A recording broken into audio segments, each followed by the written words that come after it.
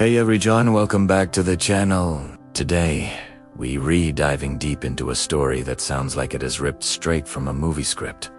But trust me, it's all real. We talking about the enigmatic figure known as Quoc Hoa, the Shadow King of To Chun. Get ready, because this isn't just a tale of power and influence. It's a profound look at how one man, starting from incredibly humble beginnings, managed to shape an entire community, leaving behind a legacy that still sparks debate and admiration today. You might have heard whispers, or perhaps even seen a few old news clippings, but we're going to peel back the layers and uncover the true story, the human story, behind the legend. So grab a snack, settle in, and let's journey back in time to the bustling, vibrant, and sometimes turbulent district of To Chun. To understand Quoc Hoa, we first need to understand To Chun itself, especially during the mid to late 20th century. This wasn't the polished high-rise Hong Kong we often see today. To Chun was a crucible of different cultures, a place where new immigrants, often seeking refuge and a fresh start, flocked. It was a dense, working-class district, characterized by its labyrinthine streets, bustling markets, and close-knit communities. For many, it was a place of opportunity, but also of immense challenges. Resources were often scarce, and government services, especially in the early days, didn't always reach every corner effectively. This created a vacuum, a need for leadership and order, which, in some instances, charismatic and resourceful individuals stepped in to fill. It was in this dynamic, often chaotic, environment that Quoc Hoa began to rise. He wasn't born into privilege. He built his influence brick by brick, connection by connection, becoming an integral part of the fabric of To Chun. So, who exactly was Quoc Hoa? Well, historical records and anecdotal accounts paint a picture of a man who arrived in Hong Kong with very little. Much like many others of his generation, he was often described as shrewd, intelligent, and possessing an uncanny ability to understand people and situations. He started small, observing the needs of the community and identifying gaps that he could bridge. In an era where formal institutions sometimes struggled to keep pace with rapid urban growth, individuals like Hoa often became de facto community leaders. He wasn't a politician in the conventional sense, nor was he a businessman with a vast corporate empire. His power stemmed from his deep roots within the community, his understanding of its pulse, and his willingness to act when others couldn't or wouldn't. It became a go-to person for everything from mediating disputes between neighbors to helping new arrivals find their footing. This grassroots approach was key to his growing influence. Quoc Hoa's rise to prominence wasn't a sudden explosion. It was a gradual, organic process. He built his network through genuine engagement and by demonstrating a consistent ability to deliver. Imagine a district where families struggled to make ends meet, where small businesses needed protection, and where disputes could easily escalate. Hoa stepped into this space, offering solutions, often leveraging his growing connections and influence to benefit those around him. He became known for his pragmatic approach, his ability to negotiate complex situations, and his unwavering commitment to his community. He established a reputation for being someone who could get things done, and in a place like To Chun, that was an invaluable quality. People trusted him, not just because he was powerful, but because he showed up, listened, and acted on their behalf. His charisma, combined with his practical problem-solving skills, allowed him to cement his position as a central figure. Now, it's important to address the Shadow King part of his moniker. This title suggests a level of power that operated somewhat outside the formal structures, a subtle yet pervasive influence.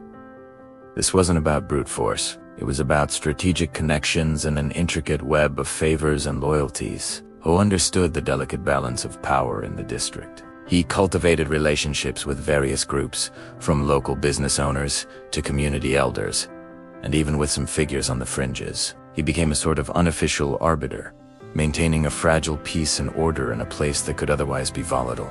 His influence wasn't always overt. It was often exerted behind the scenes, through quiet conversations and well-placed suggestions. This understated approach allowed him to navigate complex social dynamics without attracting undue negative attention. Yet his presence was undeniably felt by everyone in To Chun. The impact Quoc Hoa had on To Chun was multifaceted. On one hand, He provided a form of stability and support that was desperately needed. He helped to organize community events, facilitated access to resources, and, in many ways, acted as a social safety net. For the ordinary residents, he was a figure of authority they could turn to when official channels seemed too distant or ineffective. He became a symbol of their collective strength and resilience. On the other hand, the nature of his power, operating somewhat in the shadows, naturally led to questions and varying perspectives. Some saw him as a benevolent protector, others as a powerful figure whose influence needed careful consideration. What is undeniable is that he played a significant role in shaping the social landscape of To Chun, fostering a sense of community identity and collective responsibility, even as he navigated its complex challenges. One of the fascinating aspects of Le Quoc Ho's story is how he managed to maintain his influence over such a long period.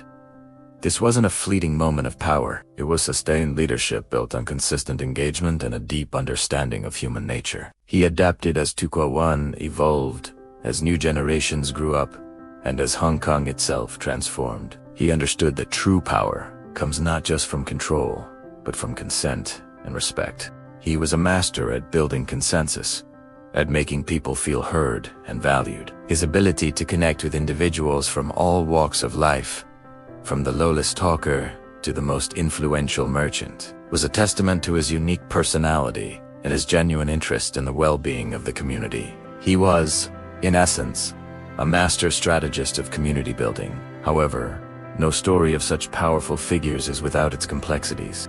The very nature of operating outside formal government structures meant that the lines between community leadership and other, less savory, activities could sometimes blur. Historical accounts often touch upon the need to maintain order and resolve conflicts in ways that weren't always conventional. While it's crucial to acknowledge these nuances, what truly stands out in many recollections is the positive impact he had on daily life for countless residents. For many, his actions provided comfort, security, and a sense of belonging in a rapidly changing world.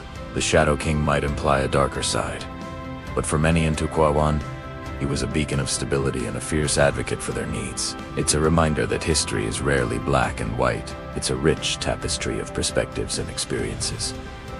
The legacy of Le Quoc Ho extends far beyond his lifetime. Even today, if you talk to older residents of To Chun, his name evokes a mixture of reverence, respect, and sometimes a wistful nostalgia for a bygone era. He left an indelible mark on the district, not through grand monuments, but through the deep-seated connections he forged and the sense of community he helped cultivate. His story is a powerful illustration of how individuals, through sheer will and understanding, can profoundly impact their environment. It's a testament to the idea that leadership can emerge from unexpected places, and that even in the most challenging circumstances, human connection and mutual support can create something truly extraordinary. It challenges us to look beyond simplistic labels and understand the intricate forces that shape communities. So, what can we learn from the story of Le Quoc Ho, the Shadow King of To Chun? Perhaps it has a lesson in understanding the true nature of influence,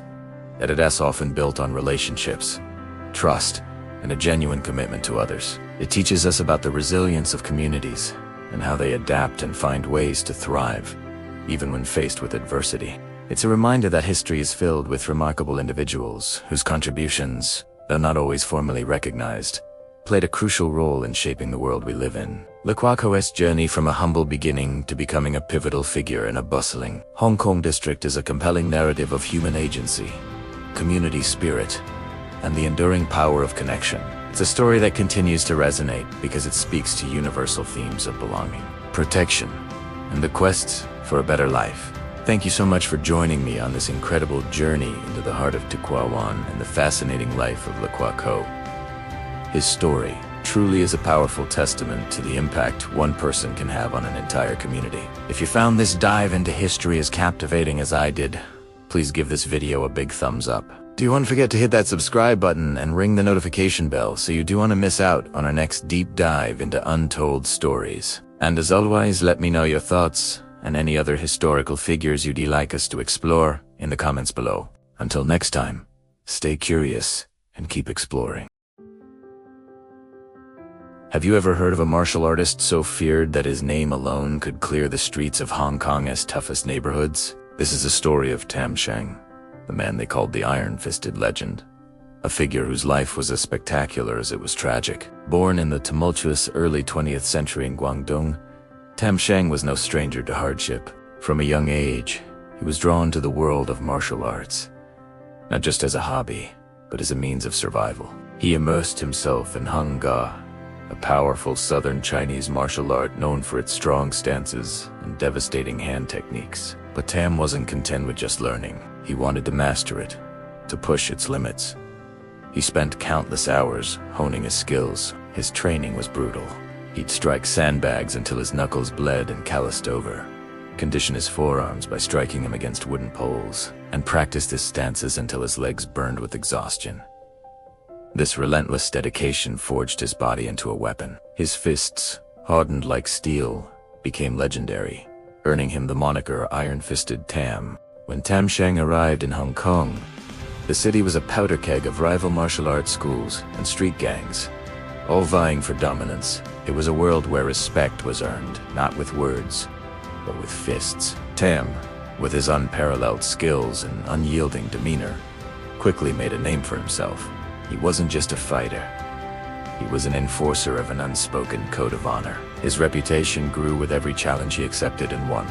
He famously opened his own school, but it was far from ordinary. It became a gathering place for the city's most formidable fighters. Tales of his prowess spread like wildfire. One famous story tells of how he single-handedly faced down a dozen armed thugs who were trying to extort a local shopkeeper. Without breaking a sweat, he disarmed and disabled them all, using nothing but his bare hands. He didn't just defeat them, he broke their will to fight. This wasn't an isolated incident. Tam became a guardian of the common folk in his district. He was a man of few words, but his actions spoke volumes. If a gang tried to cause trouble, a quiet word from Tam Shang, or a demonstration of his power, was usually enough to send them packing. His presence created a bubble of safety in a city rife with crime and violence. He was more than a martial artist. He was a symbol of justice, a real-life folk hero. However, the world of martial arts in Hong Kong was deeply intertwined with the clandestine world of the triads. The lines were often blurred. A martial arts master's strength could be used to protect the innocent, but it could also be co-opted to enforce the will of powerful criminal organizations. As Tam Shang's fame reached its zenith, he attracted the attention of these very groups. They saw his strength not as a tool for justice, but as a valuable asset for their own ambitions. Initially, Tam resisted their advances. His principles were clear. Martial arts were for self-defense and protecting the weak, not for criminal gain. But the pressures were immense. They offered him wealth and power beyond his wildest dreams. They also made veiled threats, not just against him, but against his school and the community he protected. It was a classic dilemma. Join them and compromise his soul, or resist and risk everything he had built. The turning point came with a series of escalating conflicts. Rival gangs, backed by powerful triad factions, began to challenge his authority directly.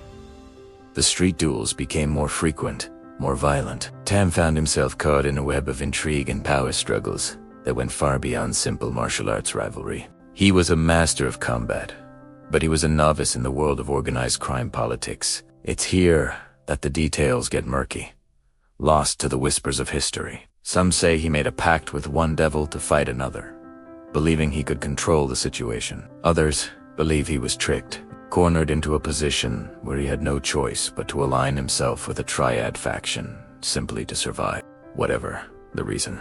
The Iron-Fisted Legend who once protected the streets began to be seen as an enforcer for its darkest elements. His reputation began to change. The respect he once commanded was now tinged with fear. The man who was once a hero of the people became a feared figure. His school, once a place of honor, was now seen as a breeding ground for triad muscle. This internal conflict must have been devastating for a man of his principles. He was trapped, a lion in a cage he had inadvertently helped to build. The tragic end came as swiftly as his rise. The saying, "Those who live by the sword die by the sword proved devastatingly true. In a city where power shifts like the tide, Tam Shang had made too many powerful enemies. He had become a pawn in a much larger game, and pawns are always expendable. One fateful night, he was ambushed.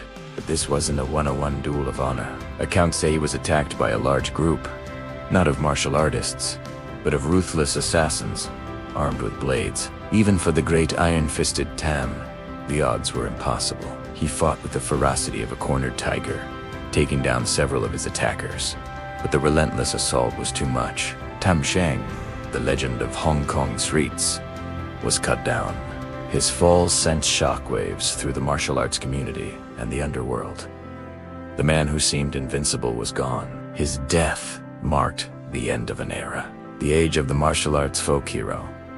The lone warrior upholding justice was fading, replaced by the cold, calculated machinery of organized crime. Today, the name Tam Shang is not as widely known as movie stars like Bruce Lee or Jackie Chan. His story isn't one of cinematic glory, but a gritty, cautionary tale from the streets. It's a story about the immense power of dedication and skill, but also about the corrupting influence of power and the tragic consequences of navigating a world where the lines between right and wrong are blurred. Tam Shang was a product of his time, a time of chaos, honor, and brutal reality. His rise was a testament to the peak of martial arts mastery, but his fall serves as a somber reminder that even the strongest fists cannot always protect a man from the darkness that lies within society and sometimes within himself. His legacy is a complex one. A hero who became a cautionary tale, an iron fist that ultimately could not punch through the intricate web of fate. Thank you so much for joining me on this journey into Hong Kong's hidden history. If you found this story compelling, please hit that like button and consider subscribing for more deep dives into forgotten legends. Let us know in the comments what you think about Tam Shang's story. We'll see you in the next one.